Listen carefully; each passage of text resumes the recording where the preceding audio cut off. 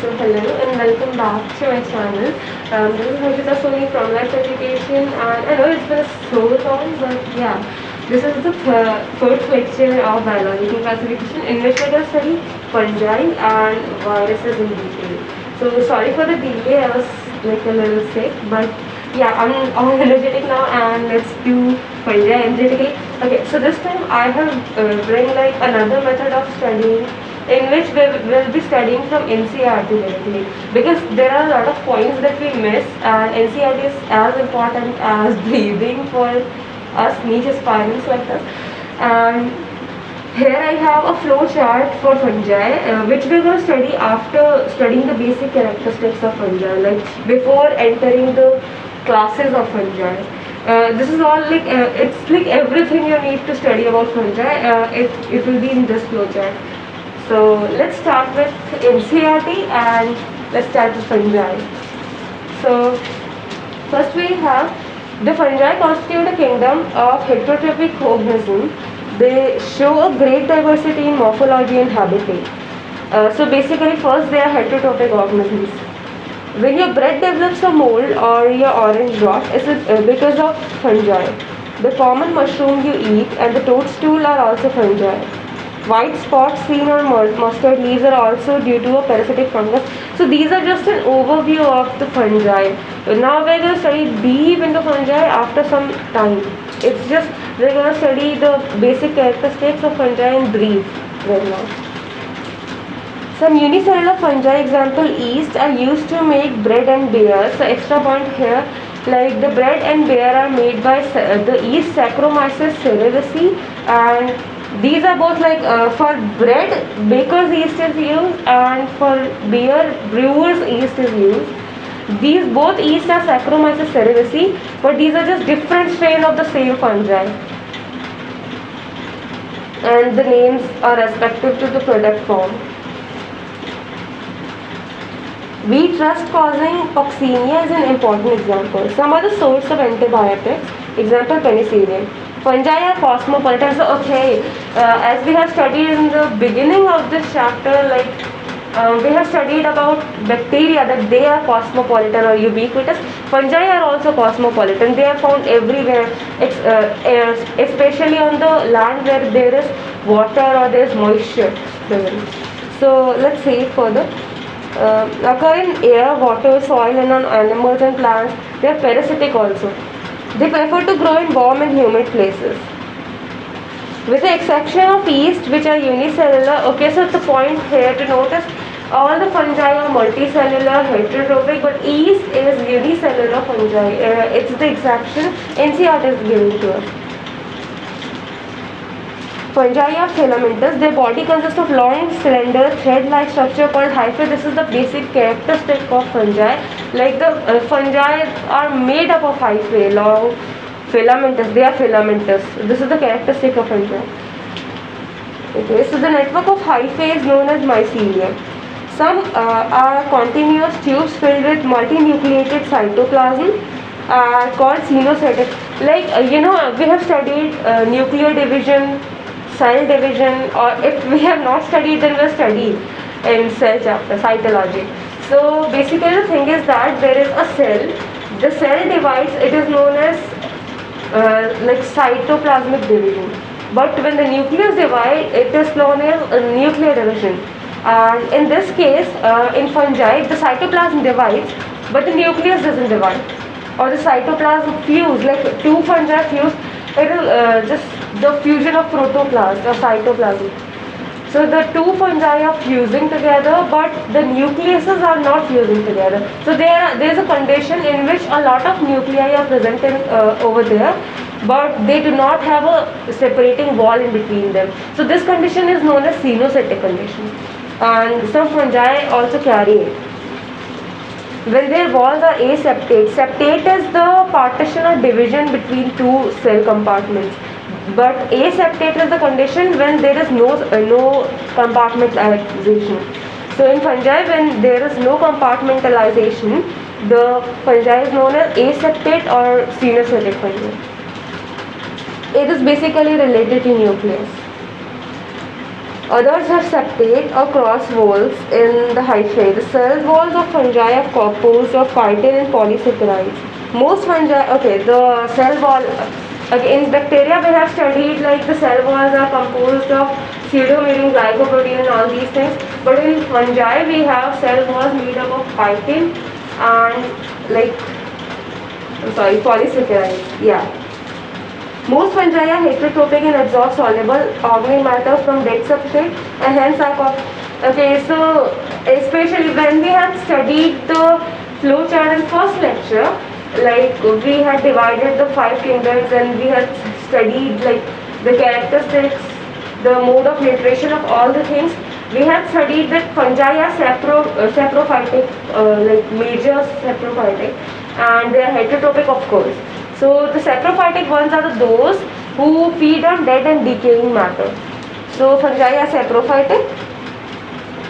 Those depends on living plants and animals are called parasites, and the ones depending on living plants and animals are known as parasites that act as host and tilt and fit and all these things.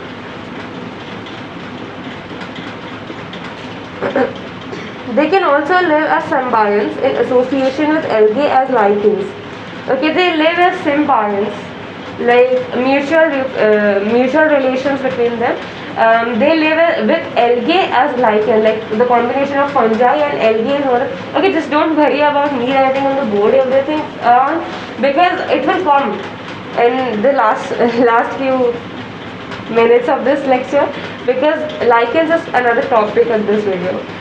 So the combination of fungi with algae is known as lichens, and the combination of fungi with roots of higher plants is known as mycorrhiza. So this is symbiotic association made by fungi, which we have to study till now. Reproduction in fungi can take place by vegetative means, fragmentation, fission and budding. Asexual reproduction is by spore called conidia or sporangiospores or zoospores. So asexual reproduction is carried out by conidia, sporangiospores, zoospores and all. Sexual reproduction is by oospore, ascospore and basidiospores. So these three structures, oospore, ascospore, basidiospores, these are responsible for sexual reproduction, and conidia, sporangiospore, zoospore for asexual and oospore for sexual reproduction. So this is the trick that you can remember. This is not a trick, I know. The various spores are produced in distinct structure called fruiting bodies. The sexual cycle involves 3 steps. This is the most important part in this summarization I have been providing it. Like yeah, first is the sexual cycle. Sexual cycle of fungi. First is fusion of as I have told you, like the protoplast fuse, like cytoplasms, the two cells fuse. The protoplast is the content present in the cell. So these fuse, it is known as protoplasmic fusion. So first is plasmogamy, that is fusion of two protoplasts. And this happens between two motile or non-motile gametes. Plasmogamy will be plasmogamy. It depends on the organism, like if it is motile or not motile, but the name will be the same. So the next part or the next step is fusion of two nuclei known as karyogamy. Okay, so first we had plasmogamy, fusion of two protoplasts. The next, after the protoplasts have met, their nucleus will come in contact with each other and they will fuse. And this fusion of nucleus is known as karyogamy. And this is the second part, karyogamy. Next is meiosis and zygote resulting in haploids. Okay, let's just see it over here. Okay, from the beginning, we have two protoplasts, we have two cells. We can say I do not have anything to like show you, but we have two cells and these cells fuse together. When they fuse together, protoplasts will mix together, and how they will mix together? The process is known as plasmogamy. The plasmas will mix. Gamy means fusion. So the plasma will fuse together. So this is known as plasmogamy. The next step will be when the cell have met their partners, the respective cell have respective nucleuses. The nucleuses also have to meet their partners. Like they have to fuse. So the nucleus also fuses with other nuclei. So this fusion of nucleus is known as nucleogamy. Karyogamy. I'm so sorry. Karyogamy. And after karyogamy, the cell has completely fused with the other cell, like the nucleus and all the contents of the cell have intermixed with the cell, and this cell have become diploid. Okay, let's just see it over here. I had one cell, it had a nucleus N, because if we are taking one cell, then it will be having one N, like one N condition in it. It will contain one N only. Other nucleus, this is the cell, this is the cell, and the inner one is the nucleus, which N content. And when these will fuse, like the fusion of this wall, this is known as plasmogamy. And when these plasmogamy condition will arise, this will be like this. The two nucleus are come closer to each other. Now it's time for these nucleus to fuse with each other. So these nucleus will fuse with each other, and it will form something like this structure. Okay, for analogy, we can say that these are small and this is big. We can say that this is big because it had N content and it has 2N content, because N plus N will form 2N. So this now is known as zygote. As we have studied in human reproduction, like two gametes fuse with each other to form zygote. So this zygote is always diploid. So this zygote is diploid, but we have to make haploid organisms. So this zygote undergoes meiosis. So the third step in like sexual cycle of fungi is meiosis. Meiosis in zygote. I hope we recall all these steps properly and nicely. That when I'm gonna forget it, yeah.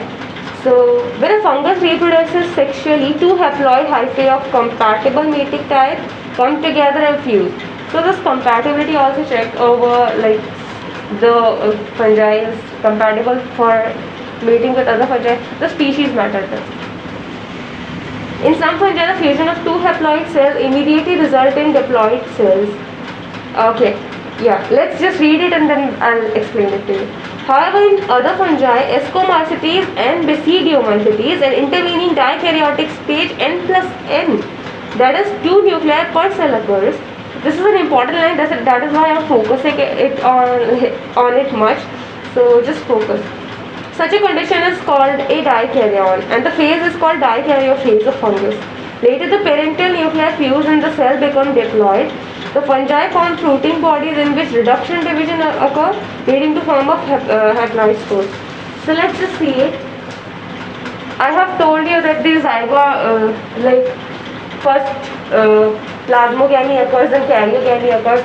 In some fungi, there is a condition, as I have told you about phenocytic fungi. So in this, what happens is the protoplasmic fusion has occurred, but like karyoplasmic fusion has taken a little time.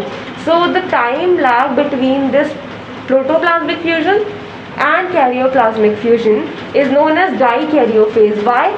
Because in this, I have told you, like there were N and N conditions. There was one cell, but it had two nucleuses separate. They were not fused. So this is known as dikaryotic condition, and this phase is known as dikaryosis. But later on, after some time, these nucleus also fuse and it results into haploid spores. And the exception for this is Ascomycetes and Basidiomycetes. So this is important, that in Ascomycetes and Basidiomycetes, dikaryophase is seen. What I have said is, in Ascomycetes and Basidiomycetes, dikaryophase is seen. That is, there is N plus N condition, or there is time lag between karyogamy and plasmogamy. Okay. So the morphology of mycelium, mode of spore formation, fruiting bodies form the basis of division. Okay, so sometimes these lines are also important, that what made us divide the fungi into different classes. So this is the mode of mode of spore formation and fruiting bodies, and the morphology of mycelium. As I told you that there are aseptate or septate mycelium. So on the basis of this also the fungi we have divided fungi into various parts, like these parts, and in NCERT, like in today, we are going to study 4 parts only. This is only this is a single part. It is known as Phycomycetes. And this is Eumycota, in which this is not given in the syllabus. It is lichen. Lichen come under fungi, but NCERT doesn't give it as this. So Mycophycophyta is lichen. That we are going to study after viruses. We are going to study viruses in which then we have Deuteromycetes, Ascomycetes, Basidiomycetes. So 1, 2, 3 and 4, this whole. So these 4 we are going to study in detail. Okay, let's just first see this flow chart and then we will go deep into NCERT now. Okay, so first I have written over here is Eumycota. Eumycota is also known as Phycomycetes. So this Phycomycetes contains Oomycetes and Zygomycetes in it. It is the first class that we are going to study in NCERT also. So in this, mycelium is aseptate and cenocytate. It has 2 classes, Oomycetes and Zygomycetes. This is also known as algal fungi. The whole kingdom is also known as algal fungi. Now next we have Eumycota. This is true mycota, in which we have mycelium septate or aseptate. In this, mycelium was aseptate. In this, mycelium could be septate or aseptate. Next we have classes. We have Mycophycophyta, that is lichens. That we are not going to study over here. Next we have sexual reproduction unknown. It is divided into 2 classes. The sexual reproduction plays a major role in the distinction of fungi. Eumycota. Sexual reproduction unknown. Deuteromycetes. It is the most important example that we have to remember it anyhow, like die hard. Now next is sexual reproduction known. In this we have 2 Ascomycetes and Basidiomycetes. We have already studied that these contain dikaryotes in their life.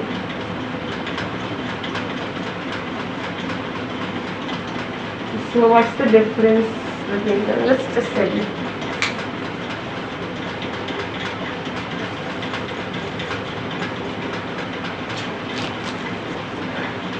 Okay, so now we are at the first class, that is Phycomycetes.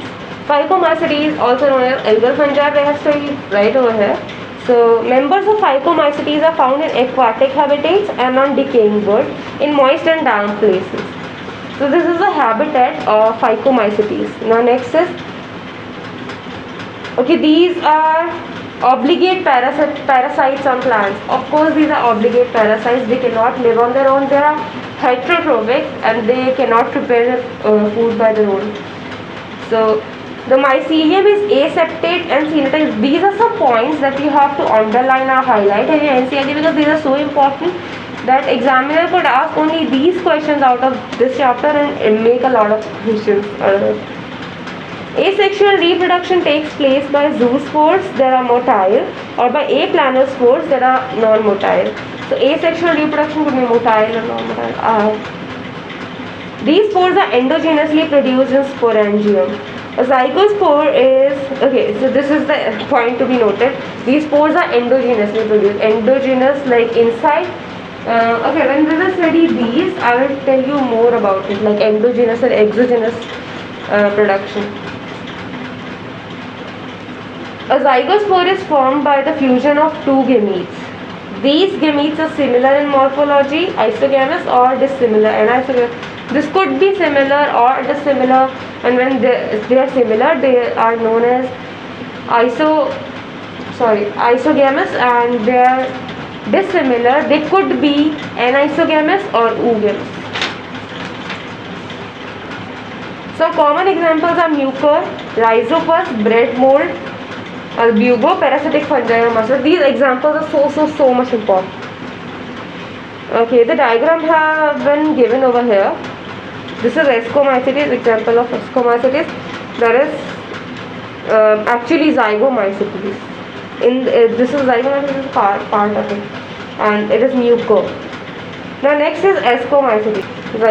Ascomycetes, commonly known as sac fungi. Okay, when we have studied about Phycomycetes is also commonly known as algal fungi. Ascomycetes, here it is. Ascomycetes is commonly known as sac fungi. These are mostly multicellular. Example, penicillium, or rarely unicellular, that is yeast. So yeast comes into Ascomycetes. Yeast is the only unicellular fungi which comes into Ascomycetes. This is the point to remember. We keep on saying it so that we can remember it and we can put it in a long-term memory. So just keep saying it. They saprophytic, decomposer, parasitic, or coprophilous. Okay, so these are coprophilous means like cow dung, growing on cow dung. Next is mycelium is branched and septate. So their mycelium is branched and septate. Septate mycelium, Ascomycetes. They could be aseptate in this case, but in Ascomycetes it is septate and branched. The asexual spores are conidia. This is most important line. Focus again too much. The asexual spores are conidia produced exogenously on special mycelium called conidiospore. Conidia on germination produce mycelium. Sexual spores are called ascospores, which are produced endogenously in sac like asci, singular ascus. These asci are arranged in different types of fruiting bodies called ascocarps. Some examples are Aspergillus, Claviceps, Neurospora. Neurospora is used extensively in biochemical and genetic work. Many members like morels and truffles are edible and considered delicacies. So this is the end of the paragraph. So have you noticed some important thing about it, about Ascomycetes? Let's just see it. It's so important that I have to tell you it right now. That I have to remove this. It's so important.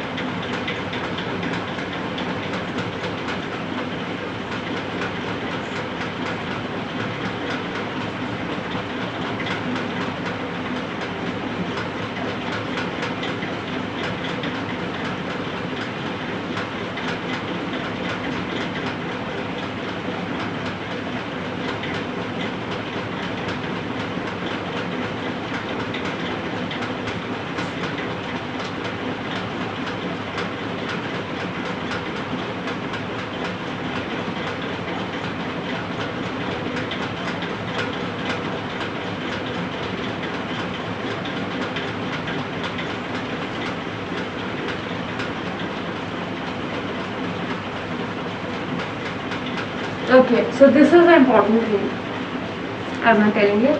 In Ascomycetes, the asexual reproduction occurs in conidia, which is exogenous like out of the membrane, and sexual reproduction is endogenous, like inside the cell. So the important thing is it has both exogenous and endogenous reproduction. Endogenous and exogenous spores, we can say. In conidia, the spores are exogenous. In ascospore, these spores are produced endogenously. So sexual reproduction endogenous, asexual reproduction exogenous. Asexual, exogenous. So this is how I remember it. Asexual, exogenous, sexual, endogenous. This is the only one that left, so sexual, endogenous. Right. And another important thing here was Neurospora is used extensively in biochemical and genetic work. So this is an application of the example of fungi. You will study it in more detail in class 12. Next is morels and truffles are edible and considered delicacies. These examples come in exam also. So these are important, and I can do anything for you. You have to remember it. The next is Basidiomycetes. Okay, Basidiomycetes. Basidiomycetes also known as scrub fungi. Okay, so first we have studied Phycomycetes, also known as algal fungi. Next we have studied Ascomycetes, also known as sap fungi. The Basidiomycetes is next, which is known as scrub fungi. Now, the commonly known forms of Basidiomycetes are mushrooms, bracket fungi, or puffballs. They grow in soil, on logs and tree stumps, and in living plant bodies as parasites. Example is rust and smut. Mycelium is branched and septate. Mycelium is branched and septate. Sorry, I have removed it. In Basidiomycetes also, mycelium is branched and septate. So we have studied that Ascomycetes and Basidiomycetes carry a lot of similarities in them. So Ascomycetes are also branched and septate, and these are also branched and septate. And these both carry dikaryote phase in their life cycle also. Asexual spores are generally not found, but vegetative reproduction by fragmentation is common.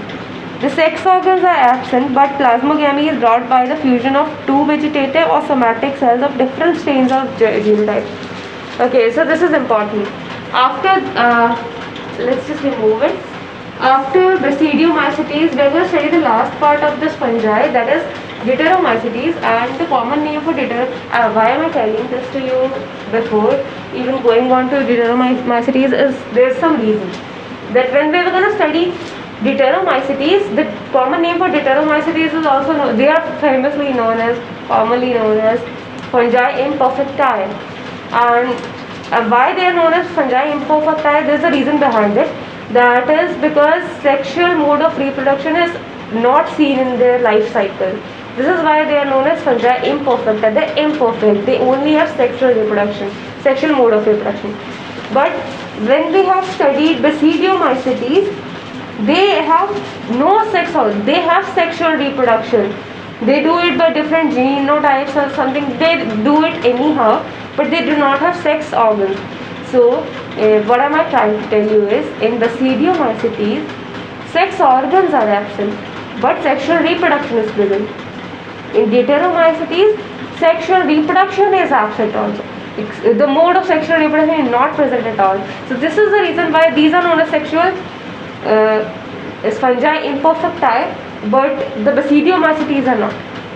They could be told as fungi imperfecti too, because these are imperfect, they do not have sex organs, but they are performing sexual reproduction anyhow. So respect to Basidiomycetes. Now let's just move forward. So the resultant structure is dikaryotic, which ultimately give rise to Basidium. We have studied it, right? Karyogamy and meiosis take place in Basidium, producing 4 basidiospores. The basidiospores are exogenously produced on the basidium. The basidia are arranged in fruiting body called basidiocarps. The common members are Agaricus, Stylago and Puccinia. Okay, so the examples are important, in which they can even ask the common names. Agaricus is mushroom, Stylago is smut, and Puccinia is rust. So these 3 examples are important, and the common names are also important. They can give it and match the following and ask you to match it to the right common name. Okay, so next, last and the easiest part is Deuteromycetes. We do not have to do it. This is imperfecti, fungi imperfecti. So let's just see it. It's interesting. Commonly known as fungi imperfecta because only the asexual or vegetative phase of these fungi are known. When the sexual forms of these fungi were discovered, they were moved into the classes they rightly belong to. It is also possible that the asexual and vegetative stage have been given one name and placed under Deuteromycetes, and sexual stage another and placed under another class. Later, when the linkage were established, the fungi were collectively identified and moved out of Deuteromycetes. Once perfect sexual stages of members of Deuteromycetes were discovered, they were often moved to Ascomycetes and Basidiomycetes.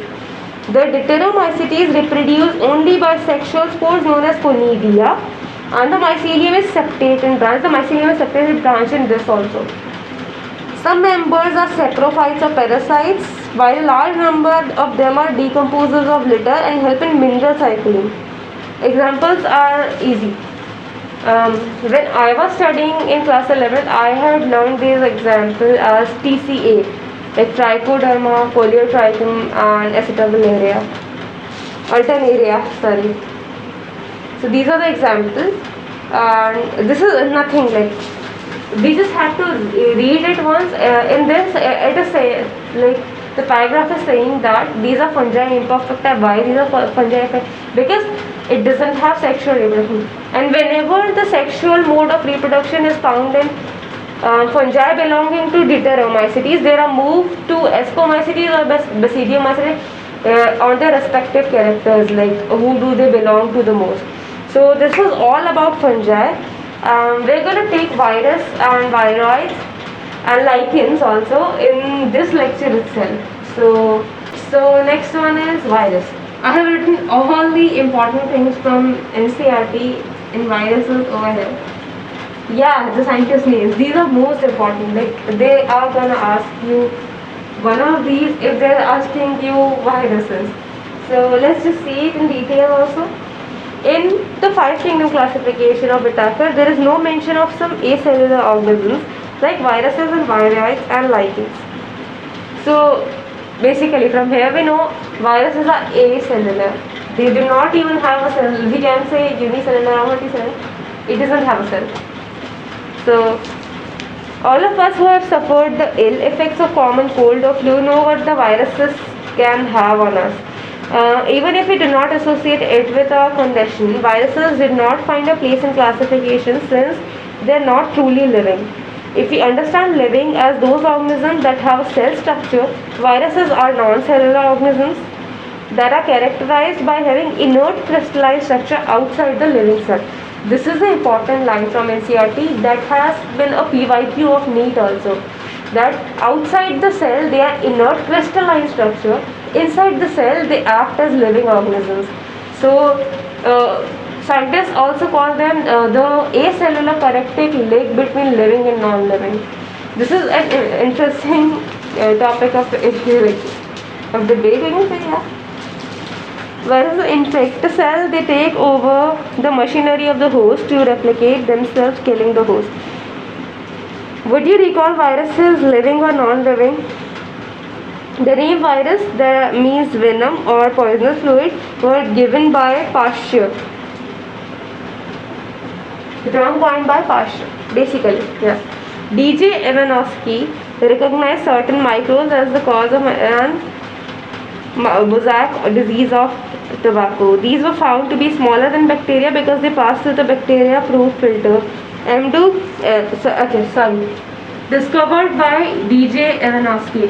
So the term viruses was coined by Louis Pasteur, and they are discovered by D.J. Ivanovsky.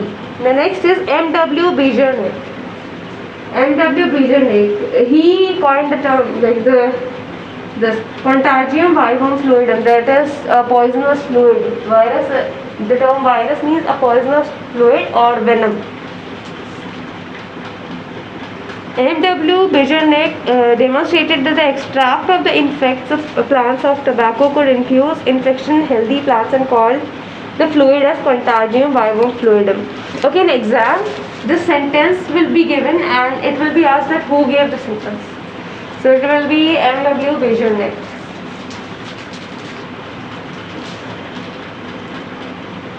W.M. Stanley showed that viruses could be crystallized and it contains largely of proteins.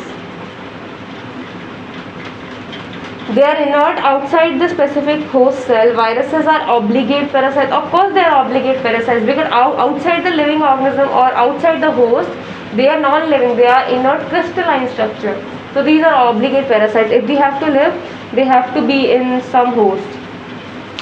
In addition to protein, viruses also contain genetic material that could be either RNA or DNA. No virus contains both RNA and DNA. This is also a PYQ of me, that no virus contains both RNA and DNA. A virus is a nucleoprotein and the genetic material is infectious. In general, viruses that infect plants have single-stranded RNA. I'm going to revise it. And viruses that infect animals have either single, double RNA or double-stranded DNA. Bacterial viruses or bacteriophages that infect bacteria are usually DS or double-stranded DNA. Okay, so the viruses, okay, let's just remove it and summarize it. Yeah.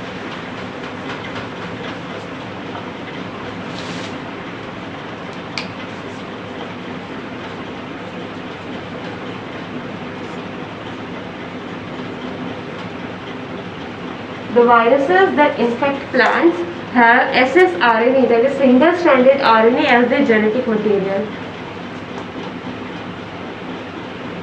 The viruses that infect animals have single-stranded RNA or double-stranded RNA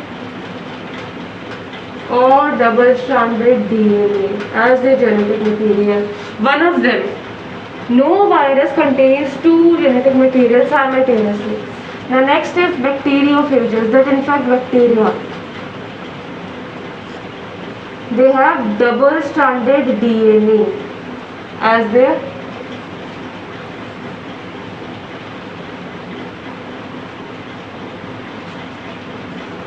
genetic materials. Okay. So the protein code is called capsid. It is made up of small subunit called capsomeres. We can see the diagram 2.6a. It protects the nucleic acid. These capsomeres are arranged in helical or polyhedral geometric forms. Viruses causes diseases like mumps, smallpox, herpes, and influenza. AIDS in humans is also caused by a virus. In plants, symptoms can be mosaic formation, leaf rolling and curling, yellowing and vein clearing, dwarfing, stunted growth. These are some symptoms that you have to study and learn. Do not even have to learn, just common sense. So this was all about viruses. Now we're going to study viroids a little and lichens a little, and this is the end of the chapter. Viroids, they contain single-stranded RNA. In 1971, T.O. Diener, so this is also important, T.O. Diener is associated with viroids, discovered a new infectious agent that was smaller than viruses and caused potato spindle tuber disease. It was found to be free RNA, it lacked protein code. Okay, so when we study virus has a protein code that is called capsid, and inside it has a genetic material that could be either of them, one. But in viroids, it only has a genetic material that is single-stranded RNA. It doesn't even have a protein code surrounding it, and so because of this reason, they are smaller in size than viruses and smaller in molecular weight also.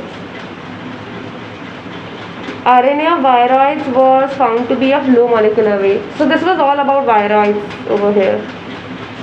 The next is lichens. Lichens are symbiotic association, that is mutually useful association between algae and fungi. We have studied it in the beginning of this lecture, right? The algal component is known as phycobion and the fungal component is known as mycobion. This is important that we have to remember. The algal component is known as phycobion and the fungal component is known as mycobion, which are autotrophic and heterotrophic respectively. So the phycobion is autotrophic, that is the algal component can prepare its own food, but the fungal component cannot prepare. That is the reason why they are in symbiotic association. We have already studied that these fungi are heterotrophic, fungi are saprophytic, and they cannot prepare their own food. They need someone to prepare their food. So they found like algae who prepares their food, and in turn they provide shelter and minerals from the soil to algae, and this is why it is known as mutual relationship or symbiotic relationship. respectively. Algae prepare food for fungi as I have told you and provide shelter and provide minerals, nutrition and water for its partners. So close is their association that if one saw a lichen in the nature, one would never imagine that they had two different organisms within them. Lichens are good pollution indicators, they do not grow in polluted areas. This is also an important point which is a PYQ or could be. So, they are pollution indicator, they do not grow in polluted areas. So, this is so good that we have such creative things in our nature. We should respect our nature and just take care of it. And this was all about the chapter. I know it's been a little late of me uploading this last video. I was a little sick. But sorry for the inconvenience caused, but I'll be regular from now. So this was all about this chapter, biological classification. Animals and plants are left that we're gonna study in like whole new chapters also. So here it is not even significant to study over here. So thank you and have a nice day ahead.